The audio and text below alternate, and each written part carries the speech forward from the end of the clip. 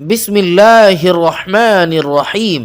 صرف 5 منٹ کا مدرسہ قرآن و حدیث کی روشنی میں 5 ذی القعدہ۔ نمبر 1، اسلامی تاریخ۔ عرفات مکہ معظمہ سے مشرق کی سمت سے طائف جانے والی سڑک پر تقریباً 16 کلومیٹر کی دوری پر میدان عرفات واقع ہے۔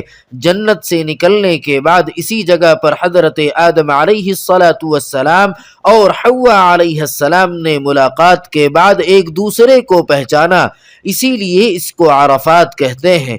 میدان عرفات ہی میں حضرت جبرائیل علیہ الصلاۃ والسلام نے حضرت ابراہیم علیہ الصلاۃ والسلام کو حج کے ارکان سکھائے۔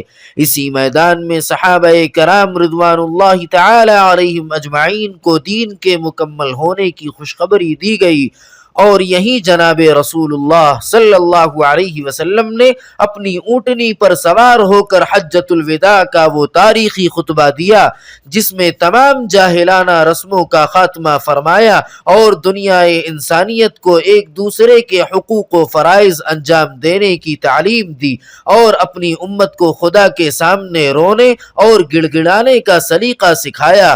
اور اسی جگہ پر قیامت کے دن میدان حشر قائم ہوگا اور بندوں کا حساب و کتاب ہوگا۔ دنیا بھر سے حج کرنے والے 9 ذی الحجہ کو اسی میدان میں پہنچ کر فریضہ حج ادا کرتے ہیں۔ میدان عرفات میں ٹھہرنے کو وقوف عرفہ کہتے ہیں۔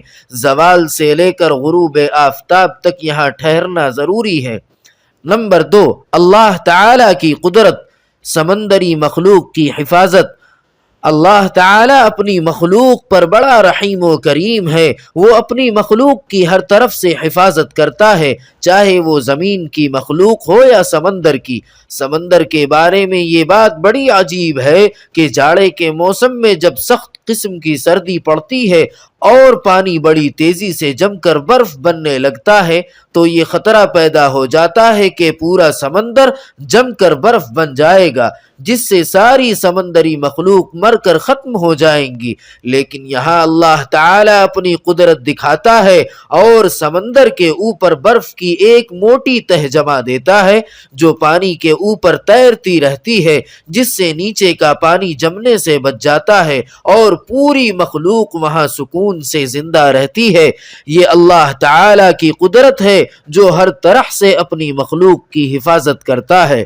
نمبر 3، ایک فرض کے بارے میں سعی کو طواف کے بعد کرنا۔ حضرت ابن عمر رضی اللہ تعالی عنہ سے روایت ہے کہ رسول اللہ صلی اللہ علیہ وسلم خانہ کعبہ تشریف لائے تو اس کا 7 چکر لگایا اور مقام ابراہیم علیہ الصلاۃ والسلام کے پیچھے 2 رکعت نماز ادا کی، پھر صفا اور مروہ کے درمیان سعی کیا اور فرمایا تمہارے لیے رسول اللہ صلی اللہ علیہ وسلم کی ذات میں بہترین نمونہ ہے۔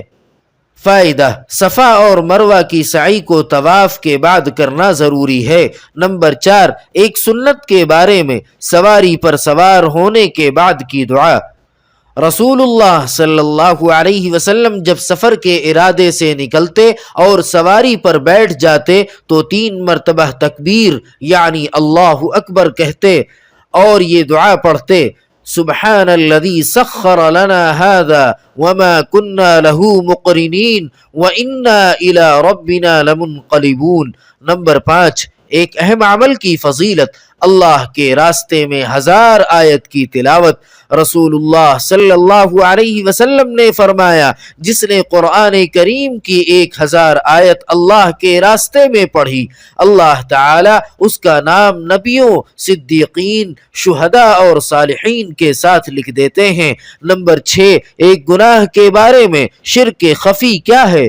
رسول اللہ صلی اللہ علیہ وسلم نے فرمایا کیا میں تم کو دجال سے بھی زیادہ خطرناک چیز نہ بتاؤں؟ صحابہ کرام رضی اللہ عنہم نے عرض کیا ضرور بتلائیں، وہ کیا چیز ہے؟ رسول اللہ صلی اللہ علیہ وسلم نے فرمایا شرک خفی ہے کہ آدمی نماز پڑھنے کے لیے کھڑا ہو پھر اپنی نماز اس لیے لمبی کرے کہ کوئی آدمی اس کو نماز پڑھتا دیکھ رہا ہے۔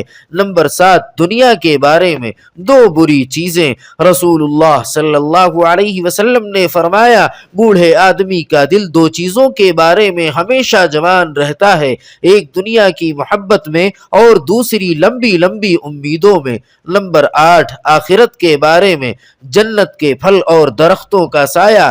قرآن کریم میں اللہ تعالی فرماتا ہے متقیوں سے جس جنت کا وعدہ کیا گیا ہے اس کی کیفیت یہ ہے کہ اس کے نیچے نہریں جاری ہوں گی اور اس کا پھل اور سایہ ہمیشہ رہے گا۔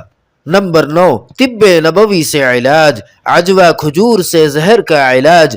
رسول اللہ صلی اللہ علیہ وسلم نے فرمایا عجوہ کھجور جنت کا پھل ہے اور اس میں زہر سے شفا ہے۔ نمبر 10 قرآن پاک کی نصیحت۔